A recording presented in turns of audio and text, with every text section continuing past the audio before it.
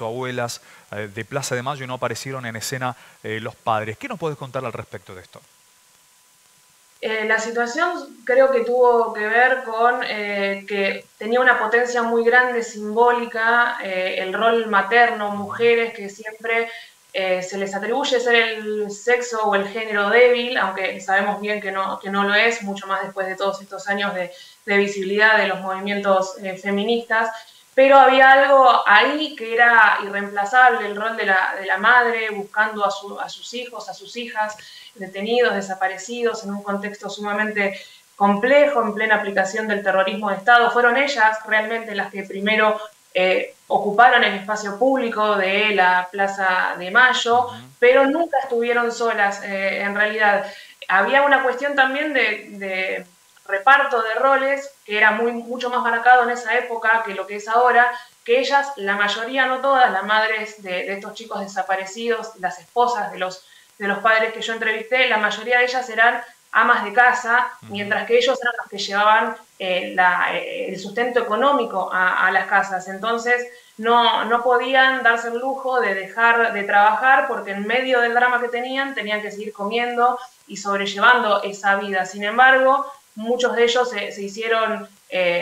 un espacio en sus vidas en medio del drama para acompañar a esas mujeres, para visitar hospitales, manicomios, juzgados, comisarías, cuanto lugar hubiera para intentar hallarlos con vida, saber su paradero. Y además también se ocupaban de ir con ellas los jueves a Plaza de Mayo, desde aquel 30 de abril de 1977, que ese 30 de abril que fue fundacional no fue precisamente un jueves, fue un sábado, y después se pasó a ir el día jueves, y lo que ellos hacían era estar cerca, en las inmediaciones de lo que era la pirámide de Mayo, cuidándolas, tratando de evitar que les pase algo, porque las pocas veces que intentaron marchar con ellas alrededor de la pirámide de Mayo, se generaban situaciones de mayor violencia con las fuerzas de seguridad que intentaban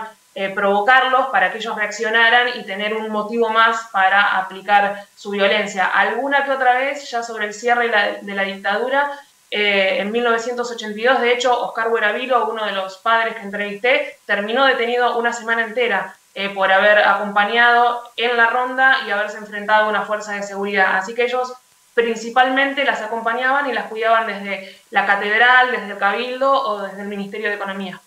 ¿Y cuáles fueron en tu trabajo las sensaciones que te quedaron y las expresiones que estos hombres, estos papás manifestaron o te manifestaron a vos en lo particular? ¿Qué fue lo que más te quedó de este trabajo? Me quedó una sensación muy dura, muy amarga de saber todo lo que vivieron ellos y todas sus familias. Uno de ellos, por ejemplo, Rafael Belaustey, tuvo 3 hijos desaparecidos, a ciencia cierta, 2 hijos y una hija, y a su vez una de sus nueras y su hija desaparecieron embarazadas, así que él además tuvo 2 nietos apropiados. Después Bruno Palermo, además de enfrentar la desaparición de su hijo, luego tuvo que 9 años después afrontar el suicidio de su mujer, que no aguantó tanta angustia, y así, si te vas metiendo con cada una de las historias, es el drama de la desaparición, el drama de la búsqueda, el drama del no hallazgo, digamos, y de no tener la mayoría de ellos, solo uno recuperó los restos, no tener a dónde ir a llevarle una flor, a dónde ir a recordarlos, y todo eso hizo que fueran vidas durísimas, durísimas, además de también varios de ellos militaron y también pagaron en carne propia, en su propia juventud, la persecución.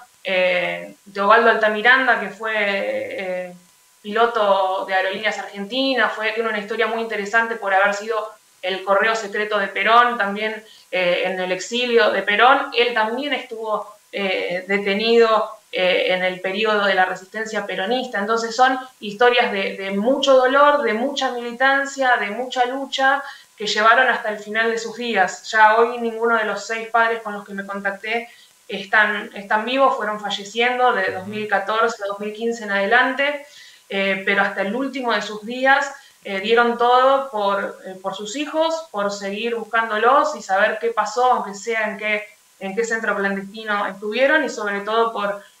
por seguir peleando por la construcción de memoria, verdad y justicia, y por esto que hoy parece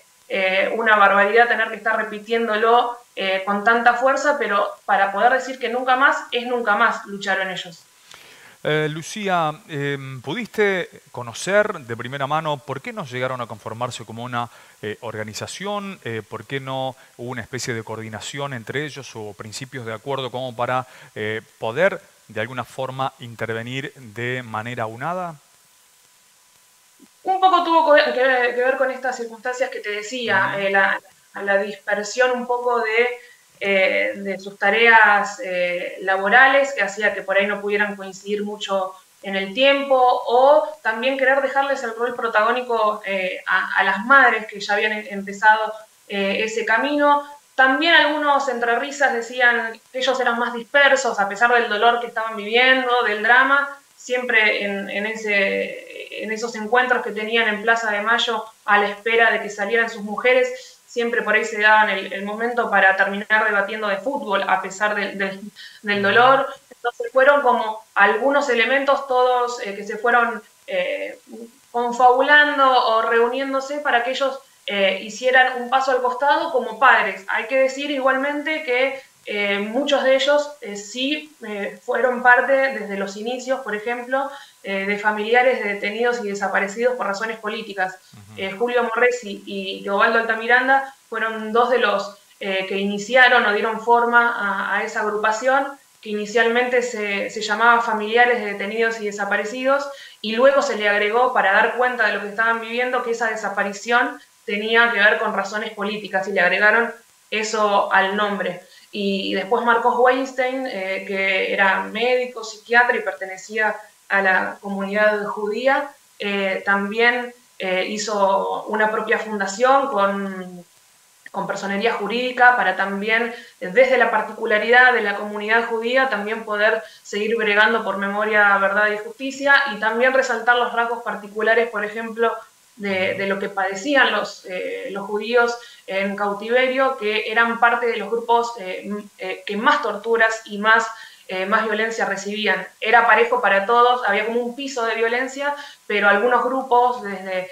las diversidades sexuales y sexogenéricas y los judíos, recibían más violencia. Entonces también se embanderó con otra organización, Marcos Weinstein, desde esa particularidad, pero no es verdad que no se conformaron como padres, como sí ocurrió con las mujeres, siendo madres de Plaza de Mayo y abuelas. Lucía, te agradecemos por este contacto con Canal 20 Noticias, te mandamos un abrazo grande. Gracias a ustedes, una